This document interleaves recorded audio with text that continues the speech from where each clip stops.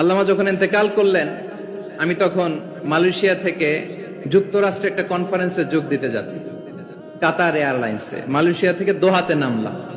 দোহায় যখন আমার ট্রানজিট, তখন শুনতে পেলাম যে আল্লামা বিদায় নিয়েছেন। সোশ্যাল মিডিয়ায় শুনে বিশ্বাস করতে পারলাম না। মুহূর্তের মধ্যেই মাসুদ সাইদি ভাইকে মেসেজ করলাম, উনি কোনো উত্তর দিতে পারলেন না। মাসুদ ভাইয়ের সাথে যখন কোলাকুলি করি, আমাদের শামীম ভাইয়ের সাথে যখন কোলাকুলি করি, মনে হচ্ছে আল্লামা সাইদির ঘ্রাণ পাই। শরীরটা লিটারালি কাঁপছিল, নিজেকে মানাতে পারছিলাম না, বিশ্বাস করতে পারছিলাম যে আসলে আল্লামা বিদায় নিয়েছেন। ইন দ্য মিন টাইম আমার সেকেন্ড ফ্লাইট, দোহা টু নিউ ইয়র্ক, 12 ঘন্টার ফ্লাইটে উঠলাম। ইন্টারনেট থেকে বিচ্ছিন্ন হলাম। নামার পরে শুনলাম আল্লাহু আকবার, যেখানে ওনাকে কবরস্থ করার কথা ছিল সেখানেও কবর দিতে দেয়া হয় নাই। ছবিগুলো দেখতে লাগলাম, হাসিমাখা মুখ, হাসিমাখা নিথর দেহটা।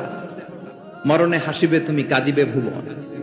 From east to west, from north to south, the entire globe, গোটা বিশ্ব ওনার জন্য কেঁদেছে।